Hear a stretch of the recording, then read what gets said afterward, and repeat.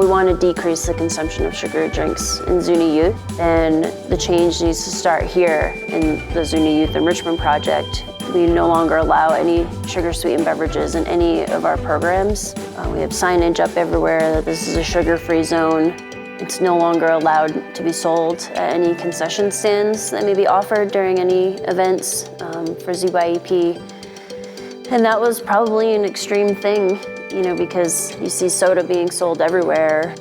It really wasn't that hard. I think because our program is so small and we have direct control over what we do, we just said, okay, well, we're gonna make this change and create this policy, and it is what it is. But, you know, growing up here in Zuni, we had soda and sugary beverages that are like really prominent within the community. And I feel like this initiative really helped to kind of highlight that and make it more obvious for parents as well as the community that there is too much sugary beverages, and that might be why there's so many health issues within the community. You don't know what is in your drinks, you know, like you go to Giants, you get a 44-ounce drink. We broke that down and to say, hey, you got like 17 teaspoons, and we actually showed how much 17 teaspoons is.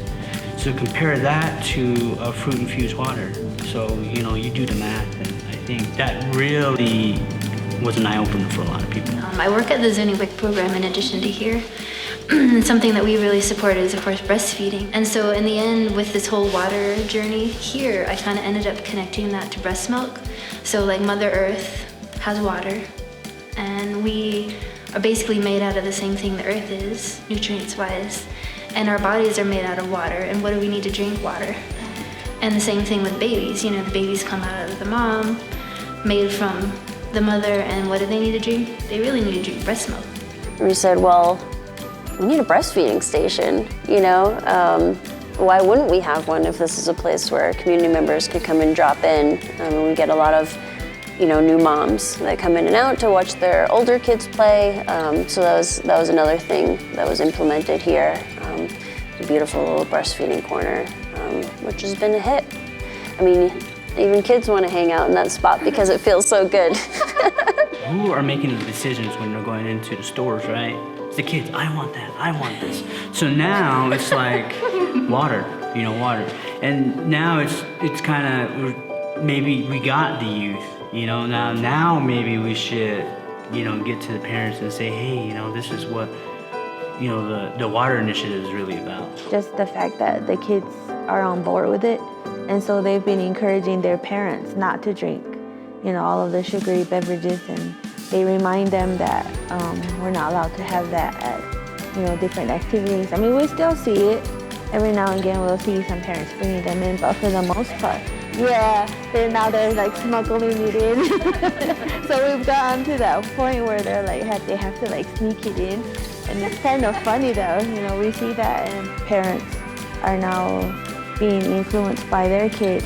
For us to start this journey with an assessment of the community, you know, that forced us to step back and really kind of reflect on the needs and the challenges, you know, that we would be facing in the project. I think it was alarming for us to find out how many people do not like the water, drink the water. I mean, we all talk about it, you know, it's got kind of a funky taste, like nobody's really feeling it, but just to see how many people responded in that survey about not drinking the water, their concerns about the safety.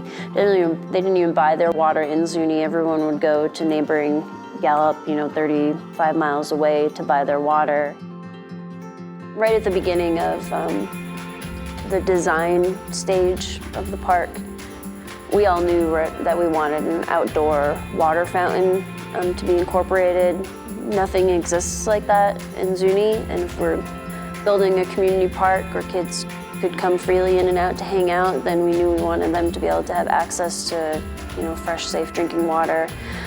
Behind it is a beautiful mural that local artist Keith Adaki painted. So what he did was created a landscape behind it that looks like what once was at the Zuni River, which we're adjacent to over here, with a woman ladling water over her corn. And that just speaks to the importance, I think, the history of water, the sacredness of water. Every single mural here incorporates some type of water feature.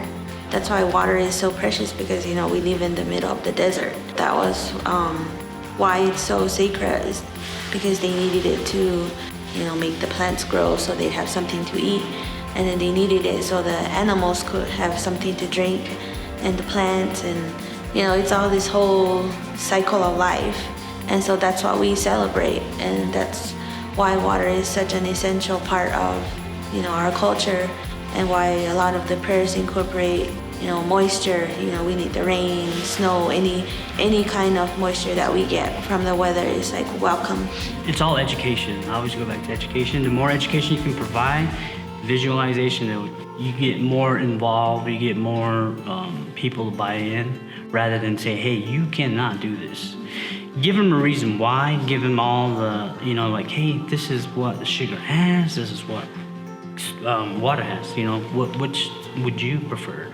And so it's just always a good idea to kind of like do it in a subtle way where they don't feel like they're being told to do it, but they're just like, we request it of them.